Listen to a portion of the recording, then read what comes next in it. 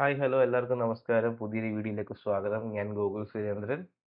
ഇന്നത്തെ വീഡിയോയുടെ ടൈറ്റിൽ നിങ്ങൾ വായിച്ചു കാണും. നമ്മൾ യൂണിറ്റിയുടെ ബേസിക് റിക്വയർമെന്റ്സ് എന്തൊക്കെയാണെന്നാണ് ഇന്നത്തെ വീഡിയോ സംസാരിക്കാൻ പോകുന്നത്. നിങ്ങൾ ആദ്യമായിട്ടാണ് ഈ ചാനൽ കാണുന്നതെങ്കിൽ ഞാനൊരു ഗെയിം ഡെവലപ്പറാണ്. ഈ ചാനലിൽ നമ്മൾ ഗെയിം ഡെവലപ്മെന്റ് റിലേറ്റഡ് ആയുള്ള കാര്യങ്ങളൊക്കെയാണ് പറയുന്നത്. സോ ഈ ഒരു വീഡിയോയിൽ യൂണിറ്റിയുടെ വളരെ ബേസിക് ആയിട്ടുള്ള എല്ലാ റിക്വയർമെന്റ്സും നമ്മൾ പറയുന്നുണ്ട്. ഇത് ബിഗിനേഴ്സിനുള്ള വീഡിയോ ആണ്. I hope this is helpful for you guys. So നിങ്ങൾക്ക് ഇത് ഹെൽപ്ഫുൾ ആയെങ്കിൽ മറക്കാതെ ചാനൽ സബ്സ്ക്രൈബ് ചെയ്യുക, ലൈക്ക് ചെയ്യുക, ഉള്ള കാര്യങ്ങളൊക്കെ ചെയ്യുക. എന്തെങ്കിലും ഡൗട്ട്സ് ഉണ്ടെങ്കിൽ താഴെ കമൻറ്റും ചെയ്യാൻ മറക്കാതിരിക്കുക. യൂണിറ്റി നിങ്ങളുടെ സിസ്റ്റത്തിൽ റൺ ചെയ്യാൻ വേണ്ടിയിട്ട് നിങ്ങൾക്ക് വേണ്ട 5 കാര്യങ്ങളുണ്ട്. ഒന്ന് നിങ്ങളുടെ ഓപ്പറേറ്റിംഗ് സിസ്റ്റം, 2 നിങ്ങളുടെ CPU, നിങ്ങളുടെ ഗ്രാഫിക്സ് കാർഡ്, നിങ്ങളുടെ റാം, നിങ്ങളുടെ സ്റ്റോറേജ്. ഇത് മൂന്നും ഒരു കറക്റ്റ് റേഞ്ചിലാണെങ്കിൽ മാത്രമേ നിങ്ങൾക്ക് ഇത് മര്യാദയ്ക്ക് റൺ ആവത്തുള്ളൂ. ഓപ്പറേറ്റിംഗ് സിസ്റ്റത്തിൽ നിന്ന് തുടങ്ങാം. ഓപ്പറേറ്റിംഗ് സിസ്റ്റത്തിൽ നിങ്ങൾ വിൻഡോസ് ആണ് റൺ ചെയ്യുന്നതെങ്കിൽ നിങ്ങൾക്ക് ഒരു 64 ബിറ്റ് വെർഷൻ ഉള്ള വിൻഡോസ് ആയിരിക്കണം. നിങ്ങൾ 10 11 ആയിരിക്കും ഇപ്പോൾ യൂസ് ചെയ്യുന്നത് മിക്കവാറും. അതിൽ നിങ്ങൾ എബൌട്ട് ഡിവൈസിൽ ചെക്ക് ചെയ്ത് അറിയാൻ പറ്റും നിങ്ങൾ വെർഷൻ ഏതാണ് എന്ന്. സെറ്റിംഗ്സ് പോയി ചെക്ക് ചെയ്യാൻ പറ്റും നമുക്ക്. വെർഷൻ അറിയാൻ പറ്റും. 32 ബിറ്റ് ആണെങ്കിൽ അത് റൺ ആവില്ല നിങ്ങളുടെ സിസ്റ്റത്തിൽ. 64 ബിറ്റിൽ റൺ ആവത്തുള്ളൂ. സോ അതൊന്ന് ചെക്ക് ചെയ്യുക. നിങ്ങൾ മാക് OS ഒക്കെയാണ് യൂസ് ചെയ്യുന്നതെങ്കിൽ നിങ്ങൾക്ക് ഹൈസീറ ഉണ്ടല്ലോ, ഹൈസീറയ്ക്ക് മണ്ടക്കോട്ടുള്ള എല്ലാ വെർഷനിലും യൂണിറ്റി റണ്ണാവും, ഒരു കുഴപ്പമില്ല. ലിനക്സിലാണെങ്കിൽ ഉബുണ്ടു 18.4 തൊട്ട് മണ്ടയ്ക്ക് തൊട്ട് ഉള്ളതിനൊക്കെ ഈ യൂണിറ്റി റണ്ണാവും. മിക്കവാറും നിങ്ങൾ ഉബുണ്ടു ആയിരിക്കും യൂസ് ചെയ്യുന്നത്. സോ അതൊക്കെ റണ്ണാവും. പിന്നെ നിങ്ങൾക്ക് സ്പെസിഫിക് നിങ്ങൾ എന്തെങ്കിലും വെർഷൻ യൂസ് ചെയ്യുന്നുണ്ടെങ്കിൽ ജസ്റ്റ് ഒന്ന് ഗൂഗിൾ ചെയ്ത് നോക്കി അറിയാൻ പറ്റും നിങ്ങൾക്ക് ഇത് റണ്ണാവോ ഇല്ലയോ എന്ന്. അടുത്തതാണ് CPU. CPU നിങ്ങൾക്ക് ഏറ്റവും പുതിയ അടിപൊളി CPUവിൻ്റെ ആവശ്യമൊന്നുമില്ല. നിങ്ങൾക്ക് ഒരു ബേസിക് CPU മതി. എൻ്റെ CPU ഇന്റൽ 8 ജനറേഷനാണ്, i5. ഇതിൽ സുഖമായിട്ട് ഓടുന്നുണ്ട്, ഒരു കുഴപ്പമില്ല. സോ നിങ്ങൾക്ക് ഏറ്റവും പുതിയ CPU വേണമെന്നൊന്നുമില്ല. നിങ്ങൾക്ക് ഒരു 64 ബിറ്റ് സപ്പോർട്ടുള്ള ഒരു ഇന്റൽ പ്രോസസ്സർ അല്ലെങ്കിൽ AMD CPU, അതിൻ്റെ ഇക്വലൻ്റ് ആയിട്ടുള്ള AMD CPU ഉണ്ടെങ്കിലും അതിൽ നിങ്ങൾക്ക് സുഖമായിട്ട് യൂണിറ്റി ഓടാൻ പറ്റും. അടുത്തതാണ് ഗ്രാഫിക്സ് കാർഡ്. ഇതാണ് ഏറ്റവും കൂടുതൽ ചോദ്യം വരുന്ന സംഭവം. വലിയ ഗ്രാഫിക്സ് കാർഡ് വേണമെന്നുള്ളത്. എൻ്റെ കമ്പ്യൂട്ടറിനകത്ത് ഇന്റലിൻ്റെ UHD 60 എന്ന് പറയുന്ന ഇൻ്റഗ്രേറ്റഡ് ഗ്രാഫിക്സ് കാർഡാണ് ഓടുന്നത്.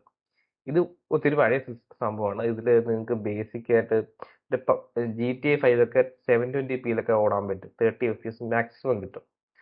അങ്ങനത്തെ ഗ്രാഫിക്സ് കാർഡാണ് എൻ്റെ ഇരിക്കുന്നത്. സോ നിങ്ങൾക്ക് ഒത്തിരി വലിയൊരു ഗ്രാഫിക്സ് കാർഡിൽ ഇപ്പോൾ ഇൻവെസ്റ്റ് ചെയ്യേണ്ട ആവശ്യമില്ല. നിങ്ങളുടെ മിനിമം ഒരു ഇൻ്റഗ്രേറ്റഡ് ഗ്രാഫിക്സ് ആണെങ്കിൽ പോലും അതിൽ ഓടിക്കോളും. ഇച്ചിരി എന്താ പറയുക, ചിലപ്പോൾ റെൻഡറിങ് ഇടയ്ക്ക് വെച്ച് നിൽക്കാനോ അല്ലെങ്കിൽ ചിലപ്പോൾ ഒരു വാർണിംഗ് കാണിച്ച് ഓഫ് ആകാനൊക്കെ ചാൻസ് ഉണ്ട്, ഒത്തിരി സാധനങ്ങൾ യൂസ് ചെയ്യുന്നുണ്ടെങ്കിൽ. ഇടയ്ക്ക് എനിക്കിപ്പോൾ അങ്ങനെ വരാറുണ്ട്. പക്ഷേ നിങ്ങൾ തുടക്കക്കാരാണ്, നിങ്ങൾ ചെയ്യാൻ പോകുന്ന ഗെയിംസൊക്കെ വളരെ ചെറിയ ചെറിയ സംഭവങ്ങളായിരിക്കും. അതിന് ഇങ്ങനെ സാധാ ഒരു graphics card, integrated graphics card ആണെങ്കിലും അത് റണ്ണാവും. ഓക്കെ. ഇനി അതല്ല, നിങ്ങൾക്ക് നിങ്ങളുടെ നല്ലൊരു ഗ്രാഫിക്സ് കാർഡ് ഉണ്ടെങ്കിൽ നല്ല കാര്യം, നോ പ്രോബ്ലം. പക്ഷേ നിങ്ങൾ പറഞ്ഞല്ലോ നിങ്ങളുടെ ഇപ്പോൾ നിങ്ങളുടെ ഇരിക്കുന്ന CPU-ൽ, നിങ്ങളുടെ ഇരിക്കുന്ന സിസ്റ്റത്തിൽ ഇൻ്റഗ്രേറ്റഡ് ഗ്രാഫിക്സ് കാർഡേ ഉള്ളൂ അല്ലെങ്കിൽ ലാപ്ടോപ്പിൽ അങ്ങനെ ഉള്ളെങ്കിൽ നോ വറീസ്, നിങ്ങൾ അതിൽ റൺ ചെയ്യാൻ പറ്റും. നമ്മളിപ്പോൾ ചെയ്യാൻ പോകുന്ന ഗെയിംസൊക്കെ വളരെ ചെറിയ ചെറിയ ഗെയിംസൊക്കെ ആയിരിക്കും പഠിക്കുന്ന സമയത്ത്. അപ്പോൾ കുഴപ്പമില്ല. പിന്നീട് നിങ്ങളൊരു ജോലിക്കൊക്കെ കയറി കഴിയുമ്പോൾ പയ്യെ അത് മാറ്റിയാൽ മതി. ഇൻ്റഗ്രേറ്റഡ് ഗ്രാഫിക്സ് കാർഡ് തന്നെ DirectX 10 അല്ലെങ്കിൽ DirectX 12 വരെയൊക്കെ സപ്പോർട്ട് ചെയ്യുന്ന ഒരു സാധനമാണെന്ന് ചെക്ക് ചെയ്യുക. അത് ഓൺലൈനിൽ ചെക്ക് ചെയ്യാൻ പറ്റും. ജസ്റ്റ് ഗൂഗിൾ ചെയ്ത് നോക്കിയാൽ അറിയാൻ പറ്റും എങ്ങനെയാണ് അത് ചെക്ക് ചെയ്യുന്നത്. പ്രത്യേകിച്ച് ഈ വീഡിയോയിൽ അത് ഇൻക്ലൂഡ് ചെയ്യുന്നില്ല. ഇനി അടുത്തതാണ് റാം. റാം നിങ്ങൾക്ക് 4 GB റാം ഉണ്ടെങ്കിലും യൂണിറ്റി റൺ ആവും, യൂണിറ്റി ഓപ്പൺ ആവും, കാര്യങ്ങളൊക്കെ ചെയ്യും. പക്ഷെ ഭയങ്കര സ്ലോ ആയിരിക്കും, ലാഗ് ആയിരിക്കും. നിങ്ങൾക്ക് ചെറിയൊരു പ്രൊജക്റ്റ് ആണെങ്കിൽ പോലും അത് റൺ ആവാൻ ഒത്തിരി സമയം എടുക്കും. സോ എൻ്റെ റെക്കമെൻഡേഷൻ 8 GB എങ്കിലും റാം ഉണ്ടെങ്കിൽ ബെറ്റർ. നിങ്ങൾക്ക് പ്രൊജക്റ്റ് റൺ ആവാനും മറ്റു കാര്യങ്ങൾക്കൊക്കെ ഈ അസറ്റ്സ് ഇമ്പോർട്ട് ചെയ്യുക അതൊക്കെ ചെയ്യുമ്പോൾ കുറച്ച് സ്മൂത്ത് ആയിട്ട് റൺ ആവും 8 GB റാമെങ്കിലും ഉണ്ടെങ്കിൽ. സോ നിങ്ങളുടെ 4 GB റാം ഇപ്പോൾ ഉള്ളെങ്കിൽ നോ വെറീസ്, നിങ്ങൾ ഇച്ചിരി ലാഗ് അടിക്കുമെന്നേ ഉള്ളൂ, പക്ഷേ അത് റൺ ആയിക്കോളും. നിങ്ങൾക്ക് 8 GB റാം ചെയ്യാൻ പറ്റുമെങ്കിൽ ചെയ്യാം. പിന്നീട് നിങ്ങൾക്ക് ഇതിൽ കൂടുതൽ ഇൻട്രസ്റ്റ് ഉണ്ട് അങ്ങനെയാണെങ്കിൽ മാത്രം കൂടുതൽ റാമൊക്കെ ആഡ് ചെയ്യുക, കുറച്ചുകൂടെ സ്മൂത്ത് ആക്കാൻ ശ്രമിക്കുക, അത്രേ ഉള്ളൂ. അല്ലാതെ ഇപ്പോൾ ഒത്തിരി പൈസ മുടക്കി നിങ്ങൾ റാമൊന്നും വാങ്ങിച്ചു വെക്കണ്ട. മിനിമം 4 GB എങ്കിലും ഉണ്ടോ എന്ന് ശ്രദ്ധിക്കുക. അതിൽ താഴെയാണെങ്കിൽ റൺ ചെയ്യാൻ ഭയങ്കര പാടായിരിക്കും, റൺ ആവില്ലായിരിക്കും മിക്കവാറും, കാരണം ലോഡ് ചെയ്യാൻ ഒത്തിരി സമയം എടുക്കും. സോ 4 GB അല്ലെങ്കിൽ 8 GB തൽക്കാലം അതിൻ്റെ ആവശ്യമുള്ളൂ. ഓക്കെ. എൻ്റെ എൻ്റെ കമ്പ്യൂട്ടറിൽ 32 GB റാമാണ് ഉള്ളത്. അത് എൻ്റെ കമ്പ്യൂട്ടർ അത്ര സപ്പോർട്ട് ചെയ്യുമായിരുന്നു. ഞാൻ മേടിച്ച സമയത്ത് ഓൾറെഡി 16 GB ഒരു റാം ഈ ലാപ്ടോപ്പിൽ ഉണ്ടായിരുന്നു. അപ്പോൾ വീണ്ടും ഞാൻ 16 GB വാങ്ങിച്ച് വെച്ചു എന്നേ ഉള്ളൂ. ഗുണം ഉണ്ടായെന്ന് വെച്ചാൽ ഉണ്ടായി, നല്ല സ്മൂത്തായിട്ട് എല്ലാം റൺ ആവുന്നുണ്ട്. പക്ഷെ നിങ്ങൾക്ക് അതിൻ്റെ ആവശ്യമില്ല. നിങ്ങൾക്ക് വളരെ ബേസിക് ആയിരുന്നാലും നമ്മൾ ഇനി ചെയ്യാൻ പോകുന്നത്, നമ്മൾ ഈ യൂട്യൂബ് ചാനൽ ഇനി കുറച്ച് ട്യൂട്ടോറിയൽസ് ഒക്കെ ചെയ്യുന്നുണ്ട്. അതൊക്കെ റൺ ആവാൻ നിങ്ങൾക്ക് ഒരു 4 GB 8 GB ഉണ്ടെങ്കിലും സുഖമായിട്ട് ഓടും. ഓക്കെ. സോ അടുത്ത കാര്യമാണ് സ്റ്റോറേജ്. അതുപോലെ ഏത് തരം സ്റ്റോറേജും വേണമെന്ന്. സോ നേരത്തെ ഞാൻ യൂസ് ചെയ്തിട്ടുള്ളത് 250 GB ഒരു NVMe SSD ആണ്. NVMe SSD പുതിയ ടൈപ്പ് ഇങ്ങനെ നേരെയുള്ള സ്റ്റിക്ക് പോലത്തെ റാം പോലത്തെ ഒരു SSD ഉണ്ട്. അതാണ്. അത് ഓക്കെ ആയിരുന്നു, നല്ല ഫാസ്റ്റ് ആയിരുന്നു. പക്ഷേ സ്റ്റോറേജ് ഭയങ്കര കുറവായിരുന്നു. നമ്മുടെ സിസ്റ്റത്തിൽ ഏതാണ്ട് 20 GB സ്പേസ് ജസ്റ്റ് എഡിറ്റർ തന്നെ എടുക്കും. ഈ യൂണിറ്റി ഇൻസ്റ്റാൾ ചെയ്യുമ്പോൾ ഏതാണ്ട് 20 GB അടുത്ത് സ്പേസ് നമ്മുടെ യൂണിറ്റി എഞ്ചിൻ തന്നെ എടുക്കും. പിന്നെ പ്രൊജക്റ്റ് ചെയ്യുമ്പോൾ പ്രൊജക്റ്റിൻ്റെ സൈസ് അനുസരിച്ച് വലിയൊരു സൈസ് ആവും ഈ പ്രൊജക്റ്റ്. ചെറിയ പ്രൊജക്റ്റ് ആണെങ്കിൽ പോലും മിക്കവാറും 6-8 GB ഒക്കെ ആവും. ഓക്കെ. സോ പെട്ടെന്ന് തന്നെ നമ്മുടെ സ്റ്റോറേജ് റൺ ഔട്ട് ആവാൻ ചാൻസസ് ഉണ്ട്.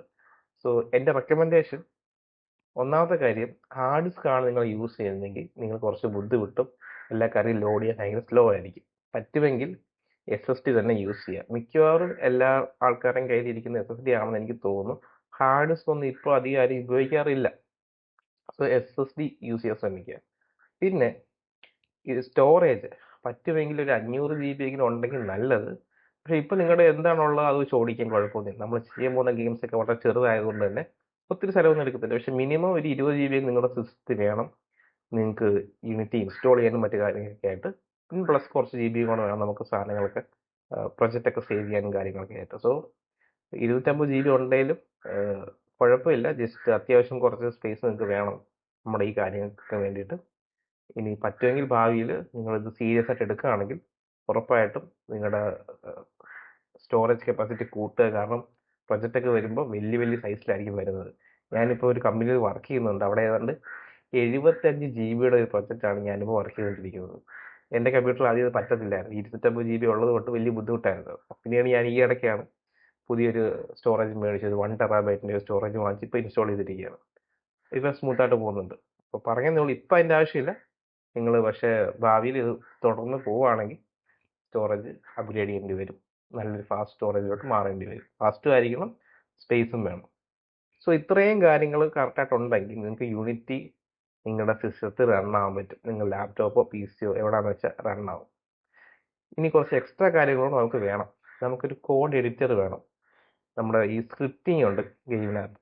സോ നമുക്ക് കോഡിംഗ് ഒക്കെ ചെയ്യേണ്ടി വരും. അത് ചെയ്യാൻ വേണ്ടി നമുക്കൊരു കോഡ് എഡിറ്റർ വേണം.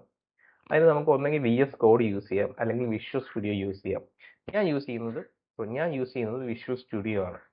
അത് കുറച്ചുകൂടെ ബെറ്റർ ആണെന്നാണ് എൻ്റെ അഭിപ്രായം. ഞാനതാണ് യൂസ് ചെയ്യുന്നത്. സോ ഇനി വരുന്ന വീഡിയോസിൽ ഞാനതായിരിക്കും യൂസ് ചെയ്യുന്നത്. സോ പറ്റുമെങ്കിൽ നിങ്ങൾ അത് തന്നെ ഇൻസ്റ്റാൾ ചെയ്യാൻ ശ്രമിക്കുക. വലിയ പാടൊന്നുമില്ല. പിന്നെ പ്ലസ് ബ്ലെൻഡർ ഇൻസ്റ്റാൾ ചെയ്ത്, സ്ഥലമുണ്ടെങ്കിൽ ബ്ലെൻഡർ കൂടെ ഇൻസ്റ്റാൾ ചെയ്ത് പഠിക്കുന്നത് നല്ലതാണ്. ഇതിൻ്റെ കൂടെ തന്നെ ഞാനിപ്പോൾ ബ്ലെൻഡറിൻ്റെ ട്യൂട്ടോറിയൽസ് ഒന്നും ചെയ്യാൻ പോകുന്നില്ല. ഞാനത് പഠിക്കുന്നതേ ഉള്ളൂ. ഞാൻ പഠിച്ചു കഴിഞ്ഞിട്ട് നിങ്ങൾക്ക് ഞാനത് ഷെയർ ചെയ്ത് തരാം. സോ ഇതൊക്കെയാണ് നമുക്ക് വേണ്ട സാധനങ്ങൾ. സോ ഇതൊക്കെ സെറ്റ് ചെയ്ത് വെക്കുക. നമ്മൾ ഉടനെ തന്നെ യൂണിറ്റിയുടെ ട്യൂട്ടോറിയൽസ് സ്റ്റാർട്ട് ചെയ്യുന്നുണ്ട്. സോ നമുക്ക് ഒരുമിച്ച് പഠിച്ചു പോകാം. എല്ലാവർക്കും ഗെയിംസ് ഉണ്ടാക്കാം. സോ സോ ഈ വീഡിയോ നിങ്ങൾക്ക് ഹെൽപ്ഫുൾ ആയെന്ന് ഞാൻ വിശ്വസിക്കുന്നു. ഹെൽപ്ഫുൾ ആയിട്ടുണ്ടെങ്കിൽ ചാനൽ സബ്സ്ക്രൈബ് ചെയ്ത് സപ്പോർട്ട് ചെയ്യുക, ലൈക്ക് ചെയ്യുക. നിങ്ങൾക്ക് എന്തെങ്കിലും ഡൗട്ട്സ് ഉണ്ടെങ്കിൽ താഴെ കമൻറ്റ് ചെയ്യുക. ഞങ്ങൾ ഹെൽപ്പ് ചെയ്യുന്നതായിരിക്കും. നിങ്ങൾക്ക് എന്നെ കോൺടാക്ട് ചെയ്യാൻ താല്പര്യം ഉണ്ടെങ്കിൽ എൻ്റെ ലിങ്ക്ഡിനും അതുപോലെ എൻ്റെ ഡിസ്കൗണ്ടിൻ്റെ ID താഴെ ഉണ്ട്. നിങ്ങൾക്ക് അതുവഴി എന്നെ കോൺടാക്ട് ചെയ്യാം. സോ അത്രയേ ഉള്ളൂ. Have A nice day. അടുത്ത ആഴ്ച തൊട്ട് നമുക്ക് യൂണിറ്റി ട്യൂട്ടോറിയൽസ് സ്റ്റാർട്ട് ചെയ്യാം. യൂണിറ്റി നമുക്ക് പഠിക്കാം, ഗെയിംസ് ഉണ്ടാക്കാം. അപ്പോൾ ശരി, അടുത്ത വീഡിയോയിൽ കാണാം.